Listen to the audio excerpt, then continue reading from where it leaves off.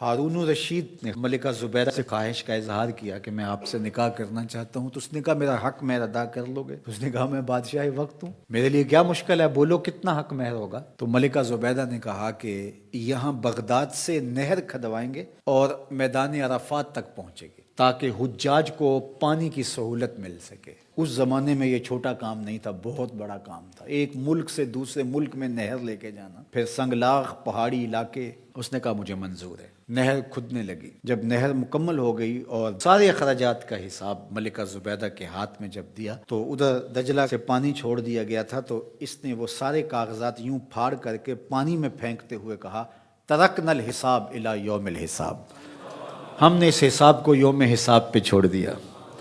اللہ اکبر! آج ہم حساب نہیں کرتے، اللہ بھی ہمارا حساب نہ کرے۔ تو اللہ کی بارگاہ میں جب پیش ہو جاؤ، اس کے راہ میں دو، پھر بے حساب دیا کرو، اللہ ہمارا حساب آسان کر دینا۔ حضور علیہ الصلوۃ والسلام جب اللہ کے حضور دعا مانگتے تھے تو یہ دعا بھی کبھی مانگتے، اللہم حاسبنی حسابا یسیرا۔ اللہ اکبر! اللہ کے محبوب ہو کہ اللہ کی بارگاہ میں عرض گزار ہیں، اے اللہ میرا حساب آسان فرمانا۔ ام المومنین سیدہ عائشہ رضی اللہ تعالی عنہا فرماتی ہیں کہ حضور حساب یسیر سے مراد کیا ہے؟ تو آقا کریم نے فرمایا کہ بس اللہ کے حضور پیشی ہوگی، اللہ حساب دیکھے گا اور یوں ہی معاف کر دے گا۔ جس کا پھر حساب شروع ہو گیا فرمایا وہ ہلاک ہو گیا۔ اگر کسی کی جانچ پڑتال شروع ہو گئی تو پھر وہ نہیں بچ پائے گا۔ تو اللہ سے یہ بات عرض کرو کہ مالک میرا حساب یسیر فرمانا، آسان حساب، بلکہ مالک تو کریم ہے، تو نہ ہی حساب لینا، تو یوں ہی معاف کر دینا۔ تو اللہ کی بارگاہ میں جب ہم کہتے ہیں ربنا آتنا فی الدنیا حسنۃ وفی الآخرۃ حسنہ، تو حسنہ آخرت سے مراد ہوتا ہے مالک میرا حساب آسان ہو، فضا اکبر کے دن میں امن میں رہوں، اور مالک تو جنت میرا مقسوم فرما دے۔ اور آخری جملہ اس دعا کا وقنا عذاب النار، اور اللہ مجھے آتش دوزخ سے بچا لے۔ حسنات آخرت جب طلب کی تو اس نے دوزخ کے نجات کی دعا شامل تھی، کیونکہ جب دخول جنت کی دعا ہو گئی تو دوزخ سے بچیں گے تو جنت میں جائیں گے، لیکن الگ سے اس کا ذکر کر دیا گیا اس کی ہولناکی کی وجہ سے کہ وقنا عذاب النار، اے اللہ مجھے آتش دوزخ سے بچا لے۔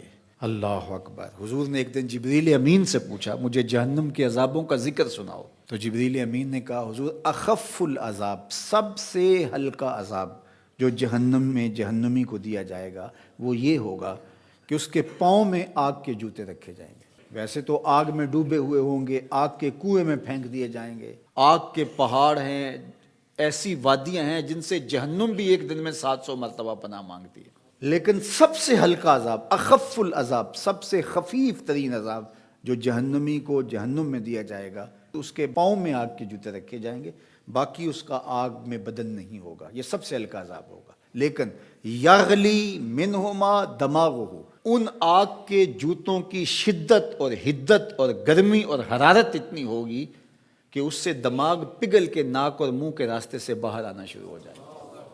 یہ سب سے ہلکے عذاب کی کیفیت ہے، جو سخت عذاب ہیں العیاذ باللہ۔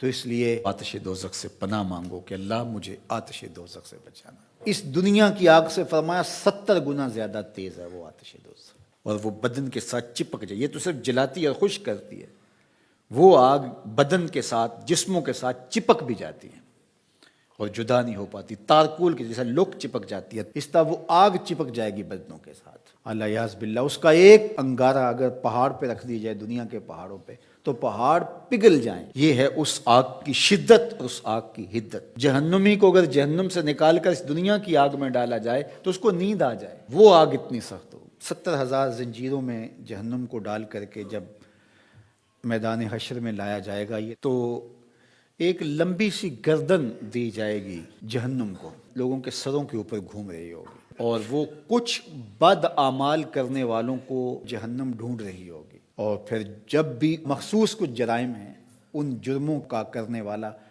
اسے نظر آئے گا تو وہ گردن وہاں سے دبوچ کے اس کو اپنے اندر پھینک لے گی، اور جب وہ انسانوں کے سروں پہ گھوم رہی ہوگی تو بدن تھر تھر کانپ رہے ہوں گے، کلیجے دہل رہے ہوں گے، کیا ہولناکی کا منظر ہوگا۔